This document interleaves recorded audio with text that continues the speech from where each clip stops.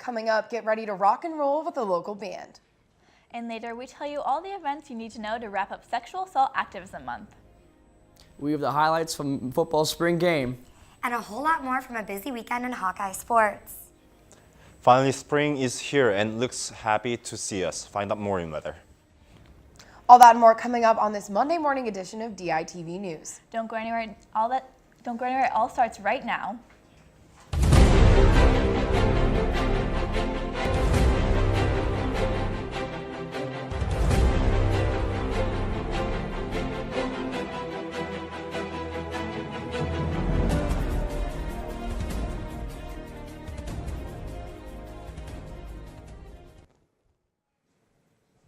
Good morning, and thank you for tuning in to our Monday morning broadcast. I'm Becca Scadden. And I'm Susanna Closter.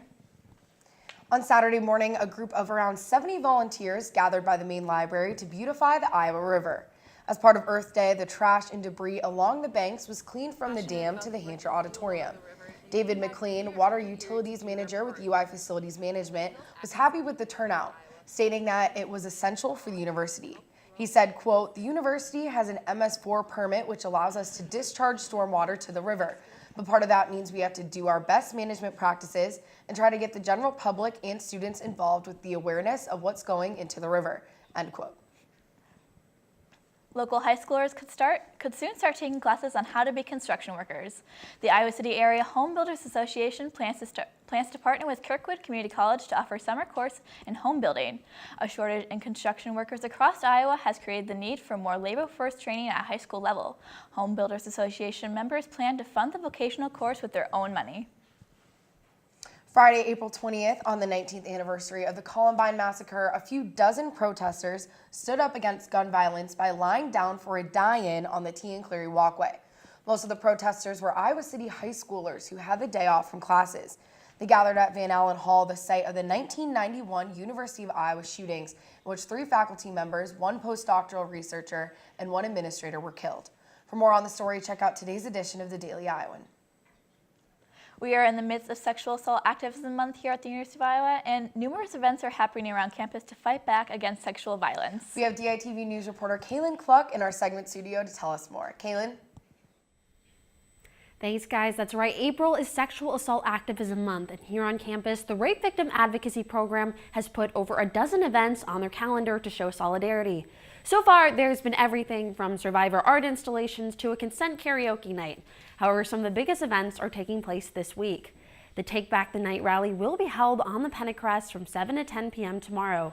These events have occurred across the country since the 1970s to protest sexual violence. They typically include a march downtown as a way to reclaim the streets.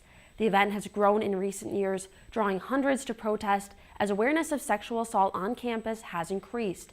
A sign-making event for Take Back the Night will be held at 5:30 today at the Women's Resource and Action Center. Some other remaining events this month include a self-care night and the Clothesline Project. It's all to encourage a culture of activism against sexual assault rather than just awareness. A full list of events can be found on the RVIP website. Becca, Susanna, back to you at the desk. Thanks, Kaylin. Some of you regular viewers know that we here at DITV News love to highlight the Iowa Care and Adoption Center in our weekly ICAC Animal of the Week segment. And while there's a chance for you to get up close and personal with the animals before and they hit the screen. This Thursday, the ICAC are having volunteer dog training from 6 p.m. to 8 p.m. at their home location. Tune in Friday for a full story from our own Lauren Verrell. Well, Susanna, spring is finally here and it's starting to warm up finally, thank God. Yeah, so only the last 3 weeks of the semester, but I'm excited to start studying on the Pentecost. Let's toss over to Joan Yook in the weather studio to see more on weather. Thanks, guys. Last weekend was warm enough to see many people wearing light and thin clothes, and from now on we'll be able to continue to do that, which means spring is finally here. This afternoon, we are looking at partly cloudy skies with the temperatures reaching mid-60s, and later skies will become clear with drop temps at low 50s. Now let's take a look at our extended forecast. Highest temp will go even higher tomorrow as it is expected to be around 69 degrees and later dropping to low 40s. Wednesday will be a little bit chillier with the temps ranging from high 30s to high 50s. On Thursday, partly cloudy skies again in the morning with increased clouds with periods of showers later in the day. The temperatures range will stay around and still with partly cloudy skies on Friday. And this weekend will start with sunshine, with the temps reaching high in high 60s and low in mid 40s. Imagining cold weather in May may sound scary, but no worries anymore. Warm days are arriving at Iowa City. That's your weather for the week. Guys, back to you. Thanks, Shunyuk. A local band is practicing to perform their debut gig. Scamper, a band made up of entirely University of Iowa students, will perform for the first time next week. DITV News reporter Jimmy Nash has the latest. A local band will move on to the next basement to practice for their upcoming gig.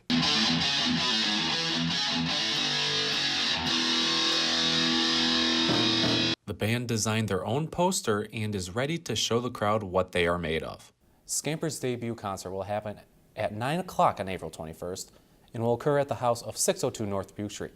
You can RSVP to the Facebook event right here, Scamper's debut concert. A lot of hours have been dedicated in order for this night to be a success. It's been like a year of work in the making, you know, and a whole lot of teamwork, I guess. I don't know. It hasn't been too tough, though. I don't know. A lot of the songs are covers that we've played since we started playing together, but and half of them are originals. But honestly, we just want things that'll get the crowd going. We want some stuff to get everybody pumped and stuff that people can sing along to. A few familiar tracks may be included in their set list.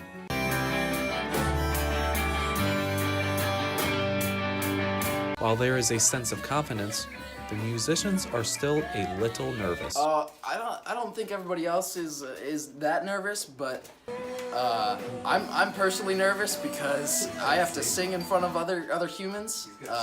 So that's gonna be a challenge for me. But you know, I think the nerves don't really hit till the day of the gig, and we'll see how much butterflies are around that day. Admission to the show is free. Reporting from Iowa City, Jimmy Nash, DITV News. And Scamper's first performance is actually this past Saturday, and a small poll of the audience revealed they had a positive reception. So Becca, our Hawkeye football spring game was just past weekend, and it looks like the season is going to be pretty good. That's right. Great spring game, and actually a big announcement coming out of Hawkeye football. We'll toss it over to Alec and Taylor in the sports studio with more on that. Thanks, guys. And Taylor, Friday, thousands of fans came to watch a practice this weekend. You know why? I mean, it wasn't soccer practice. That's right, it was football practice. Let's take a look at how that game went. This Friday, the football team invited Hawkeyes back to Kinnick for an early look at the 2018 team. This year's spring game was run as a practice rather than a game, but the competition and effort was still there, as here we see Nate Stanley hand it off to Torin Young for the long run down the sideline. But it wasn't all offense in this one, as Amani Hooker goes in for the hard hit against receiver Jacob Coons to force that fumble that's picked up by linebacker Barrington Wade. Since it was run as a practice, the score was not kept, so everyone was a winner in this one. Here's what some of the players and head coach Kirk Ferentz had to say following the practice. There's some throws that I went back, you know, some tip balls that I would like to throw a little bit differently, but you know, overall I think we came out and had a pretty good day, and you know, really put together a good practice. We were trying to grow all spring ball, those 15 practices, and like I said, we finished on a strong note. But this off season, this summer, we got to get in the film room, keep going through film, work on the communication, and grow going into fall camp. You know, we got a long way in front of us to a lot of ground to cover, but those are all really positives. And you know, we were in game uniforms tonight, but we're hardly game ready. That was obvious as well. But I think overall, just really happy about the work that we've gotten done over 15 workouts. I think we've made good progress. And then hopefully the guys, really the key is right now keeping a good attitude, being realistic that, we got a lot of things we need to get accomplished between now and September. But, this is a good step for us, and we'll just kind of build from there. We want to apologize for any technical difficulties there. But Taylor, with football returning, what are you looking most forward to? I would definitely have to say I'm looking forward to seeing how the team's going to step up to fill those roles with this year's seniors finally leaving. Well, I'm looking forward to the return of the second greatest Hawkeye tradition. That's the burrito lift. But on Saturday, Iowa volleyball wrapped up their spring season in Carver when they hosted Northern Iowa and Dordt College. The Hawks won one set against UNI in the first game of the doubleheader, and in Game 2, Iowa and Dordt only played 2 sets, which they split 1-1. Here's what Coach Bon Szymanski had to say about their spring season. our team's best improvement this season is really having to depend on, rely on, and then expect something out of each other. And when you have very few players, we told them at the start, it's going to mean you get twice as many reps, but it means you're going to get twice as much scrutiny, twice as much feedback, twice as much expectation. And so early on in spring, that was a struggle for them because it felt very different, but they really started to earn the ownership of that, and I thought performed very well today. Although volleyball's spring season is over, you can still catch Bon Szymanski and the rest of the Hawks in Carver next fall. It was senior day for the women's tennis team yesterday, where Hawks said goodbye to 4 seniors in their game against Wisconsin. Senior Zoe Douglas battled an injury in her final home match as a Hawkeye, but fell in 2 sets. Senior Anastasia Reichman was the lone Hawkeye to win her match. Iowa lost this one 4-1. It's the end for great seniors in their collegiate career, so that's always kind of emotional. And you know, I am proud of the hard work we put in. We had some tough challenges that didn't go our way this season, but I really felt like they always kept their head up. And unfortunately, even if we didn't get the wins and the result side, I really think a lot of the hard work and the character and the fight was there. And that's something that makes the coach really proud. Iowa finished the regular season at 2-9 in the Big Ten and 10-14 overall. The women's soccer team finished off their spring season with a nail-biter against St. Louis on Saturday. St. Louis started off aggressive, sending several shots at Claire Graves in the first half, but could not get a shot past her. And in the second half, Kaylee Hawes has a breakaway opportunity with 5 seconds left, but gets blocked in overtime. Corey Burns then sends a 45-yard bomb that hits the top crossbar, and sister Devin Burns can't put it in the net. This one ended at a 0-0 tie. That may have been the most exciting game I've ever seen, even though it ended with a 0-0 tie. Well, Taylor, it was certainly an eventful week in Hawkeye sports with the spring game, and I gotta say I heard no fewer applause than when the Tiger Hawk logo was announced to be on the water tower in the north end zone. I mean, I don't know, I guess water towers can be pretty exciting compared to the football game that was currently going on. But I have to agree, first they paint the Tiger Hawk on the field, then they renovate the north end zone, and now we get a Tiger Hawk on the water tower. I can't help but wonder what comes next from the Iowa Athletic Department. And that's it from us in the sports studio, but come back tomorrow for next installment of Beyond the Swarm. Well, we're here from former Iowa offensive lineman Boone Myers. And from former Iowa wide receiver Matt Vandenberg. Guys at the desk, back to you. Thanks, guys. And if you're looking for a unique vacation spot, you may be able to book a room in an outer space hotel by 2022. Houston-based company Orient Span is building a luxury hotel in a lower level of orbit. Aurora Station Hotel will give guests the chance to live like an astronaut for $9.5 million a stay. They hope the cost will lower as space vacations become more common in the future.